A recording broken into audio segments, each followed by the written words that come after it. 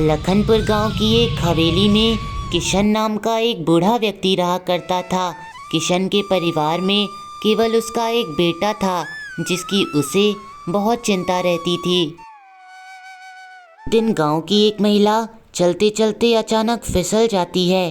किशन का बेटा उसे देखता है।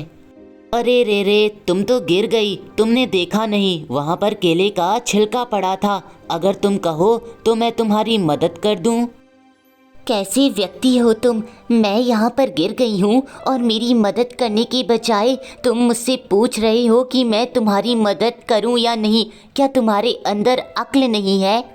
अरे इसमें अक्ल की क्या बात आ गई? और मैं बिना पूछे तुम्हारी मदद कैसे कर सकता हूँ? अगर मैंने बिना पूछे तुम्हारी मदद की और तुम नाराज़ हो गई तब बताओ मैं उसमें क्या करता। इसीलिए मैंने पूछ लिया।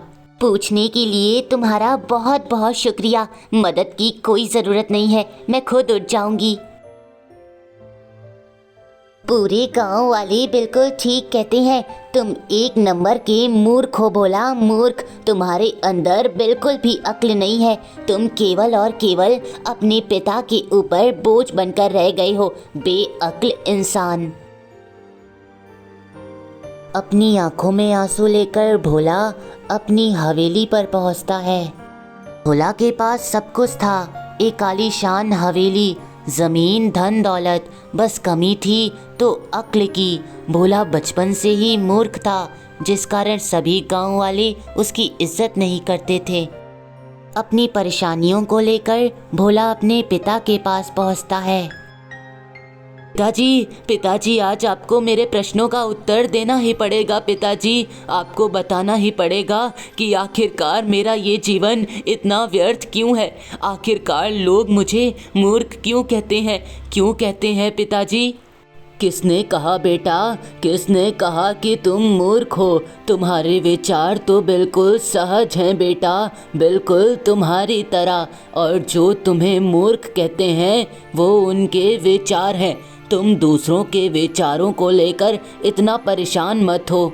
फिर भी पिताजी, दूसरों के विचार तो मायने रखते ही हैं, और ये बात केवल आप कह रहे हैं, वरना दूसरे गांव के लोग तो मुझे मूर्ख ही समझते हैं। वो कहते हैं कि मैं पागल हूँ और बददिमाग हूँ। ऐसा क्यों पिताजी?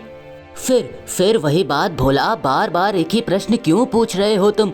मैंने तुमसे कहा ना कि तुम पागल नहीं हो, तुम्हारे पास अपना खुद का दिमाग है। बस फर्क यही है कि तुम्हारे विचार लोगों से भिन्न है पुत्र।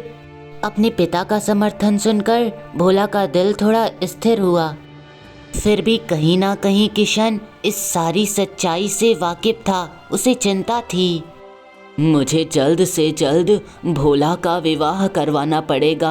क्या पता विवाह हो जाने के बाद भोला की मानसिक स्थिति में थोड़ा बदलाव आए। वो अपनी घर गृहस्थी में जब व्यस्त रहेगा तो कुछ तो बात बनेगी ही। हाँ, मैं इसके लिए लड़की ढूंढता हूँ। अगले दिन किशन गांव के पंडित को अपने घर पर बुलाता है और अपने बेटे के विवाह के लिए कन्या ढूंढने का प्रस्ताव रखता है। पंडित जी, आज मैंने आपको यहाँ पर बहुत ही महत्वपूर्ण कार्य के लिए बुलाया है। दरअसल मैं अपने बेटे भोला के लिए एक सुकन्या की तलाश कर रहा हूँ। मैं चाहता हूँ आप उसके लिए कोई अच्छा सा रिश्ता ढूंढ कर लाइए, जिससे वो मेरे घर को संभाल सके। पर किशन भैया, भोला को लेकर रिश्ता ढूंढना बहुत मुश्किल लगता है। मुश्किल लगता है? क्यों मुश्किल लगता है? आखिरकार मेरे बेटे के पास कमी किस चीज़ की है? इतनी बड़ी हवेली, धन दौलत, ज़मीन। बेटी यहाँ आकर हमेशा खुश रहेगी, समझे? माफ़ करिएगा, बस ऐसे ही मुंह से निकल गया था। पर मैं एक ऐसी कन्या को जानता हूँ, गांव की पुरोहित की बेटी है। पुरोहित की मृत्यु तो बहुत वर्षों पहले ही हो गई है। उसके बाद से ही उनका घर गरीबी में जी रहा है। बस अपनी दुखियारी माँ के साथ अपने घर में रह रही है, पर बहुत आज्ञाकारी है। बस मुझे ऐसी ही कन्या का तलाश था। पंडित जी, आप उन लोगों से कह दीजिएगा कि हम कोई भी दहेज नहीं लेंगे। उनकी बेटी हमेशा यहाँ सुखी रहेगी।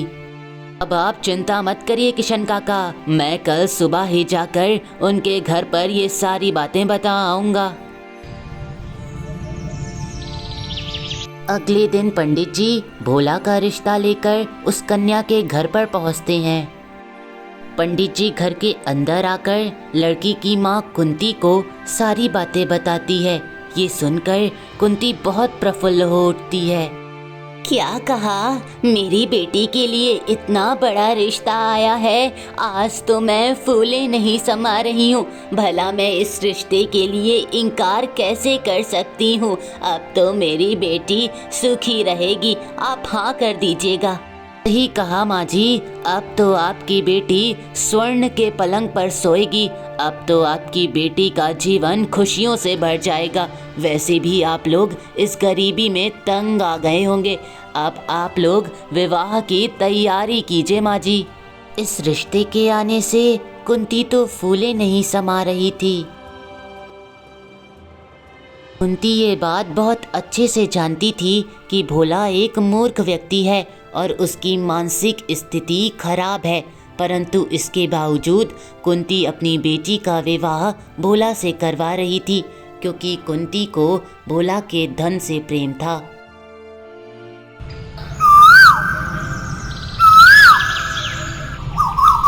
कुंती की बेटी आस्था को इस बात की खबर होती है। वो आग बबूला होकर अपनी माँ के पास पहुँचती है। आस्था वही लड़की थी जिसकी शुरू में ही भोला के साथ नोक झोंक हुई थी। आस्था पहले से ही भोला को नापसंद करती थी और अब इस रिश्ते वाली बात ने आग में घी का काम किया था।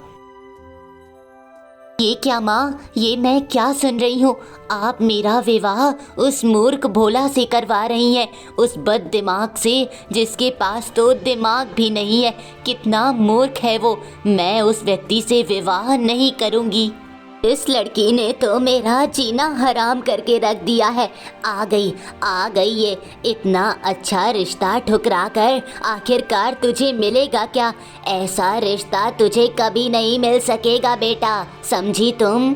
ऐसा रिश्ता मुझे दोबारा चाहिए भी नहीं माँ।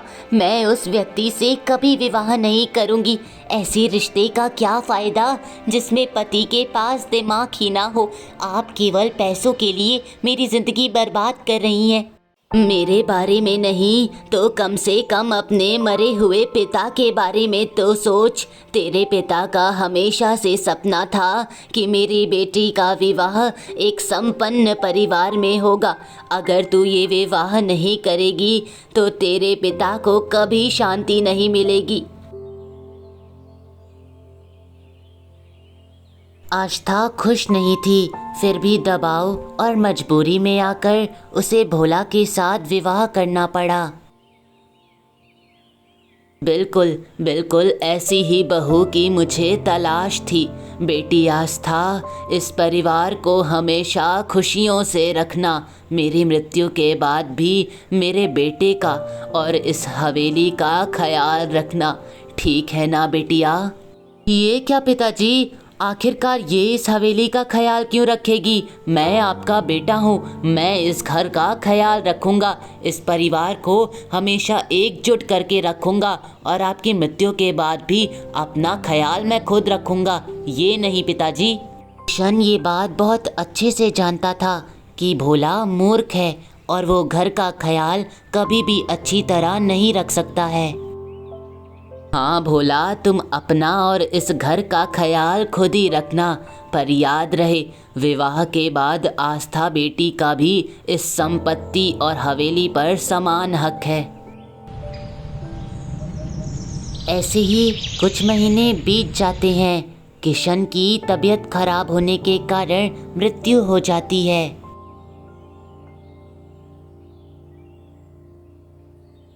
अब तो ससुर जी भी चले गए। अब मेरे इस मूर्ख पति को कौन संभालेगा? मुझसे तो नहीं होगा। इनकी बड़बड़ ये सब मुझसे नहीं झेला जाएगा। आखिर अब मेरा क्या होगा? आस्था, आस्था देखो ना, पिताजी हमें छोड़कर चले गए। अब हम लोगों को इनका अंतिम संस्कार करवाना पड़ेगा। चलो चलो, तुम भी मेरे साथ तट पर चलो और हम लोग पिताजी का अंतिम संस्कार करते हैं। मुझे तो विश्वास नहीं होता है कि आप इतने मूर्ख हैं। क्या आपको इतना भी नहीं पता कि अंतिम संस्कार करने के लिए तट पर केवल पुरुष लोग जाते हैं, स्त्री नहीं। सच में आप मूर्ख हैं, मूर्ख। ने फिर मुझे मूर्ख बोला। आखिरकार तुम्हारी ये आदत कब जाएगी? तुम्हारे हृदय में मेरे लिए बिल्कुल भी सम्मान नहीं है ना? आखिरकार अगर मुझे कोई बात नहीं पता है तो वो बात तुम मुझे प्यार से भी समझा सकती हो। ये छोटी सी छोटी चीज़ें बताई नहीं जाती हैं। अगर आपको ये भी नहीं पता है तो आप मनुष्य श्रेणी के लिए बने ही नहीं हैं। आपकी माता के देहांत के समय क्या कोई स्त्री अंतिम संस्कार करने के लिए गई थी? बोलिए।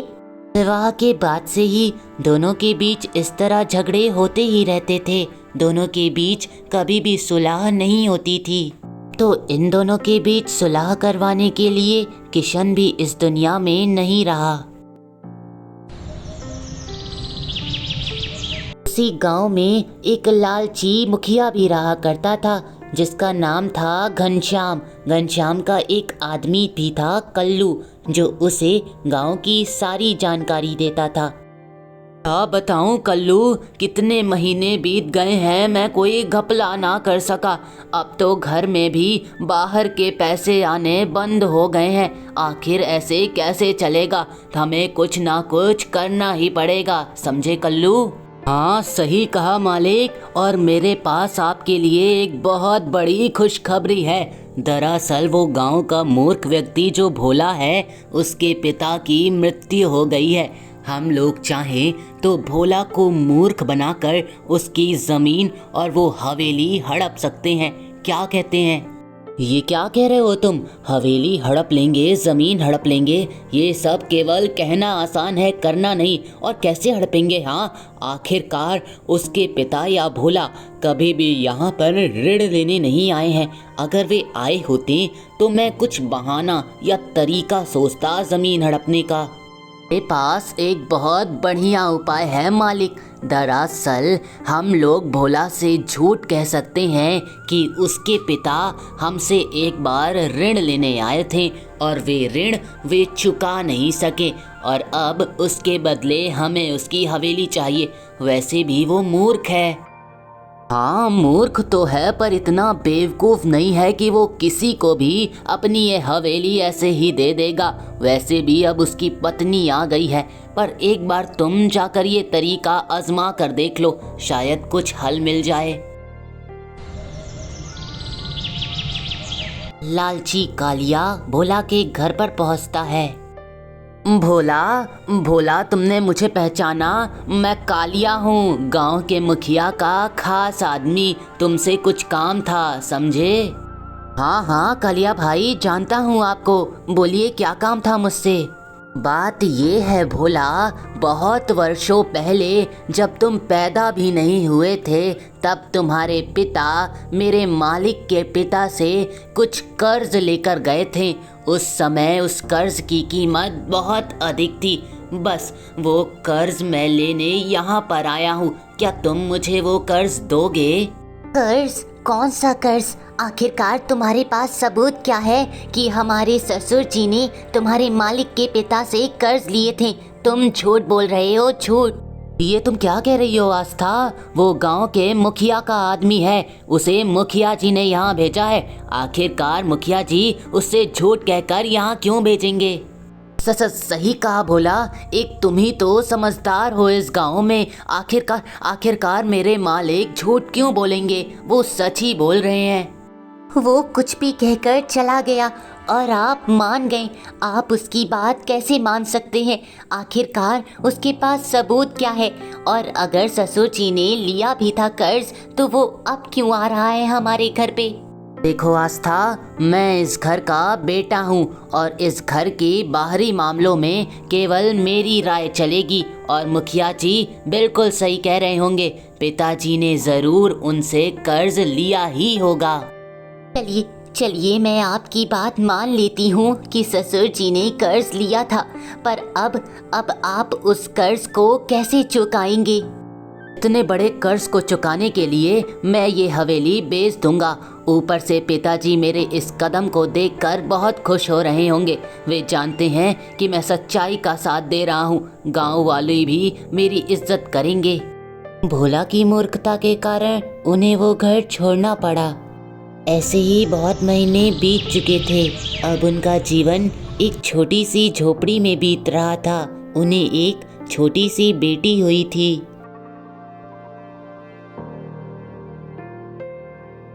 अरे रे मेरी बेटिया, मेरी राजकुमारी बिल्कुल अपने पिता पर गई है। कोई देखकर कह देगा कि ये भोला की बेटी है। नहीं रे बाबा नहीं, मेरी बेटी आप पर बिल्कुल नहीं गई है, और भगवान करे भी ना कि मेरी बेटी आप पर जाए। मैं नहीं चाहती हूँ कि मेरी बेटी बड़ी होकर आपकी तरह मूर्ख और बददिमाग बने। तुमने फिर मुझे बददिमाग कहा। क्या तुम अपनी ये हरकतें सुधारोगी नहीं? तुम्हें दिख नहीं रहा है वो मेरी बेटी है, बिल्कुल मुझ पर गई है। और मैं मूर्ख नहीं हूँ और ना ही बददिमाग हूँ, समझी तुम? अच्छा, अगर आप मूर्ख नहीं होते तो हमारी वो ज़मीन और वो हवेली उस मुखिया के नाम नहीं करते।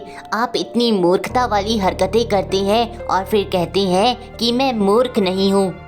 इस तरह दोनों में हमेशा झगड़े हुआ करते थे। दोनों रोज़ झगड़ते थे और दोनों को समझाने वाला भी कोई नहीं था, और दोनों सुलह करने के लिए भी तैयार नहीं थे।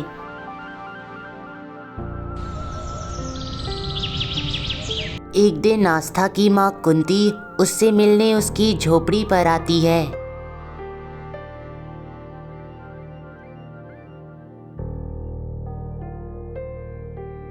अरे आस्था बेटा, कैसी है तू? मुझे खबर मिली कि मैं नानी बन गई हूँ। उसके लिए कुछ खिलौने और तोहफे ला रही थी कि तभी रास्ते में चोर आया और वो थैली ले गया। इसमें क्या माँ, मेरी और मेरी बेटी की जिंदगी पहले से ही खराब है।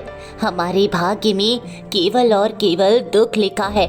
आज तो केवल खिलौने खोए हैं, उससे पहले हमारी खुशियाँ खोई थी। ये क्या कह रही हो आस्था? तुम ऐसी बातें क्यों कर रही हो बेटा?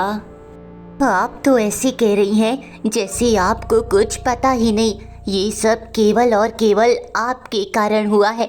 आपके कारण मेरी ज़िंदगी खराब हो गई। आपने लालच के चलते मेरा विवाह इस मूर्ख व्यक्ति से कराया। मुझे माफ़ कर दो आस्था बेटा, ये सब मेरी गलती है। मुझे तो अंदाज़ा भी नहीं था कि ऐसा कुछ हो जाएगा। अगर मुझे पता होता तो मैं तुम्हारा विवाह इससे कभी नहीं करवाती। मेरे पास तो कोई ज़मीन घर भी नहीं है जो मैं तुम्हारे नाम कर दूं। कोई बात नहीं माँ, मुझे ज़मीन और घर की कोई ज़रूरत नहीं है। भगवान ने मेरे भाग्य में जो कुछ भी दुख लिखा है, मैं उसे खुशी खुशी स्वीकार करती हूँ।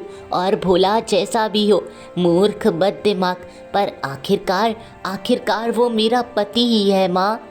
आज पहली बार कुंती को अपनी गलती का एहसास हुआ था। वो समझ चुकी थी कि उसके लालच ने उसकी बेटी की ज़िंदगी का ये हाल कर दिया है।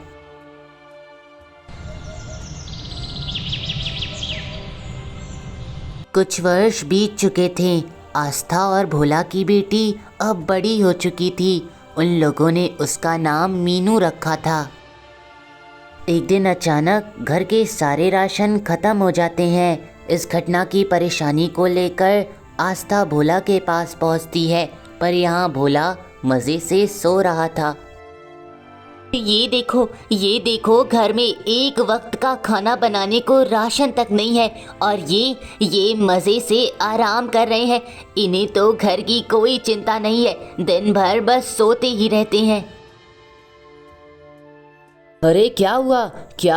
क्यों इतना शोर मचा रही हो? मुझे तो इस घर में एक दिन भी कोई ढंग से आराम नहीं करने देता है। दिन भर काम करता हूँ और फिर तुम्हारे ताने सुनता हूँ।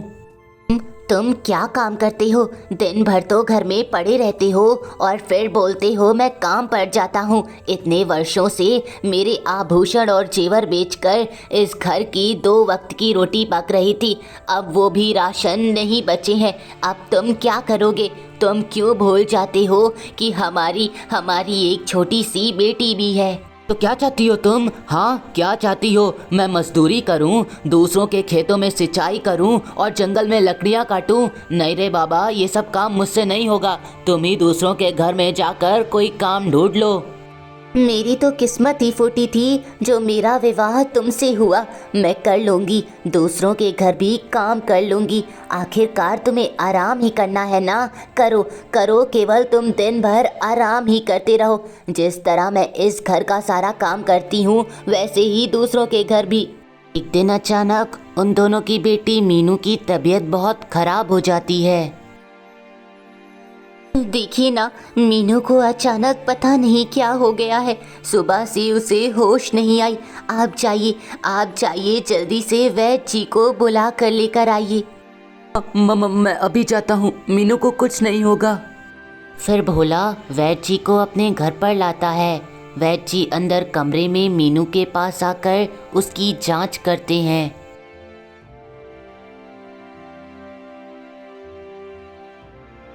क्या हुआ वैद्य जी? क्या हुआ है मेरी बेटी मीनू को? वो अचानक इस तरह बेहोश कैसे हो गई?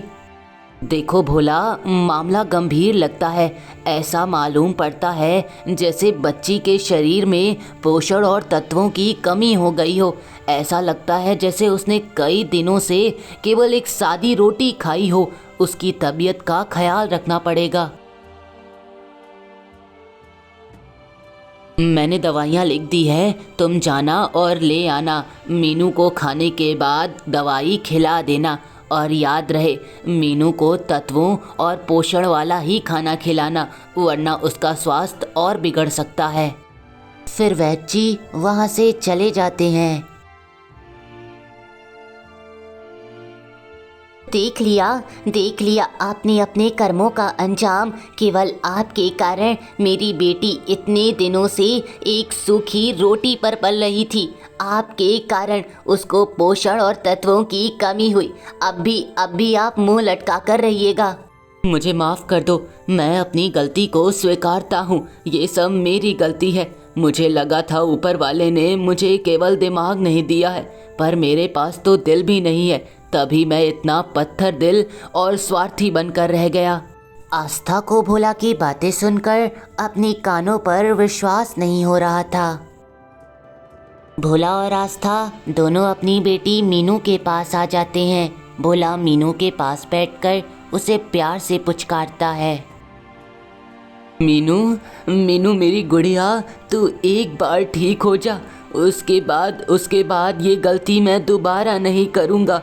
मैं तुझे तरह तरह के व्यंजन कराऊँगा, खूब मेहनत करूँगा और तुझे एक बड़े स्कूल में पढ़ाऊँगा। तू उठ जा बिटिया, उठ जा मेरी गुड़िया।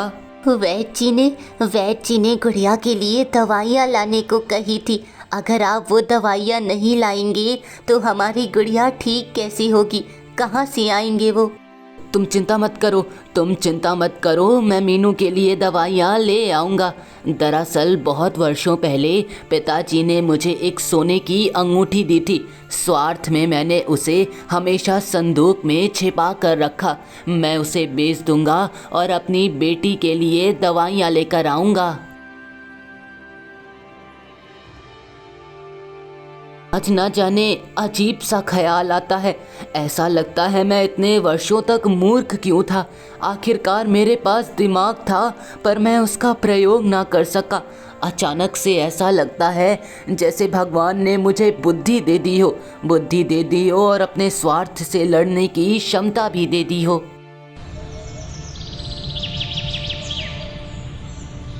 ऐसे ही अब कुछ दिन बीत जाते हैं। भोला अब मेहनती हो गया था। वो रोज़ अब काम पर जाता था। रोज़ भोला जंगल में लकड़ियाँ काटने जाता था और फिर उन लकड़ियों को बेचकर ही अपना घर का खर्चा चलाता था। आप आ गए, मैं आपका ही इंतज़ार कर रही थी। और ये क्या, आज तो बहुत सारी लकड़ियाँ मिली हैं।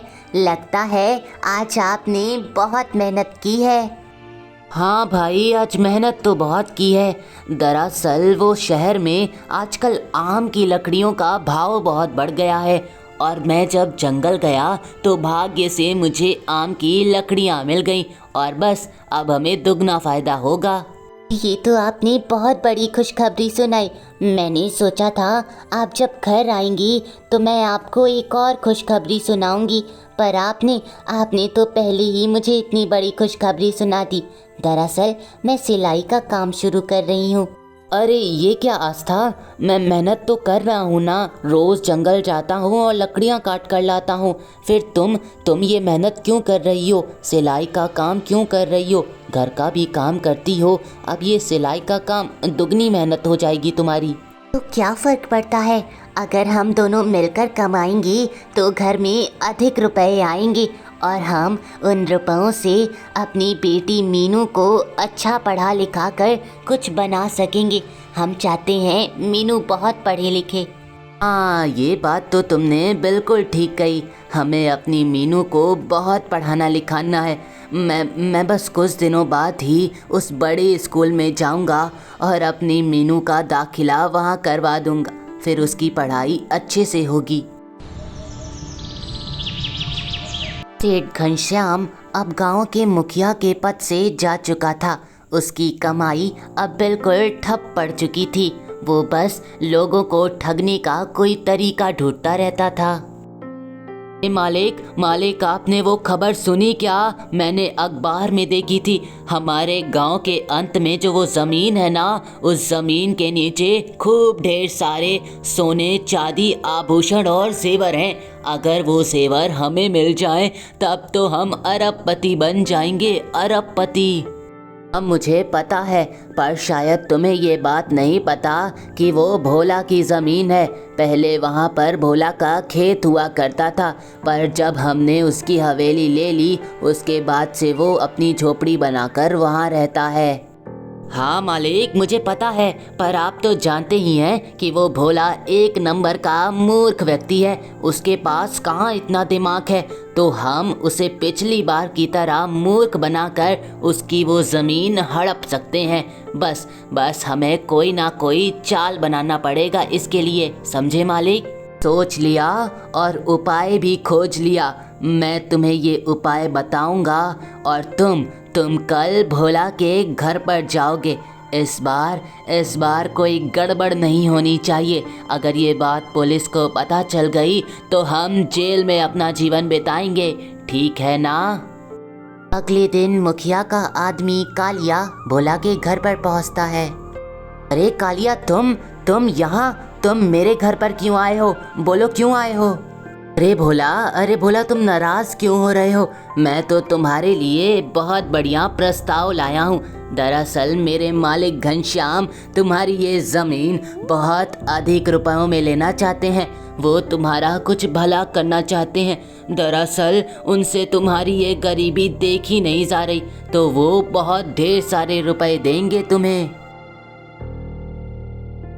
ये क्या कह रहे हो तुम? नहीं, हमें ये ज़मीन नहीं बेचनी है, तुम अपने घर जाओ। क्यों नहीं बेचेंगे? हम ये ज़मीन ज़रूर बेचेंगे। कालिया, कल तुम आना, हम घर के कागज़ निकाल कर रखेंगे। पर आस्था, तुम तो जानती हो ना। पर कुछ नहीं, इतना अच्छा मुनाफा। कालिया जी, कल आप घनश्याम जी को लेकर ज़रूर आइएगा।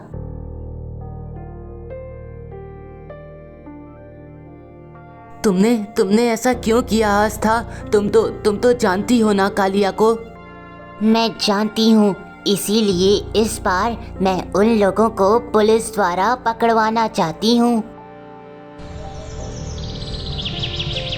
अब बताओ भोला, तुम्हें ये प्रस्ताव मंजूर है या नहीं? देखो, इस प्रस्ताव में केवल और केवल तुम्हारा फ़ायदा है। मैं बस तुम्हारा भला चाहता हूँ। अब बताओ, मंजूर है या नहीं? आस्था ने पुलिस को पहले ही जंगले से मुखिया पर नज़र रखने के लिए खड़ा कर दिया था। अचानक आस्था और पुलिस दोनों अंदर कमरे में पहुंचते हैं। अरे अरे ये क्या किसने बुलाया पुलिस को यहाँ पर? किसकी इतनी ज़रूरत? मैंने बुलाया है घनश्याम जी, आपको पकड़वाने के लिए आज मैंने यहाँ पर पुलिस को बुलवाया है। मैं सब जानता था कि आप एक बार फिर मुझे धोखा देना चाहते हैं, इसीलिए मैंने पहले ही पुलिस को बुला लिया था। इस बार मैं मूर्ख नहीं बनूंगा, मुझे बुद्धि आ गई है, मैं आपसे लड़ सकता हूँ। भैया जी, अब आप पकड़े गए हैं। आपने पहले भी कई नकली कागजात बनाकर ज़मीन बेचे हैं और लोगों को बुद्धू बनाया है। ये भी आपका एक चाल था। इस बार आप जेल के सराखों में जाएंगे और बस अपनी गलती को सुधारेंगे। न्याय से कोई नहीं बच सकता है।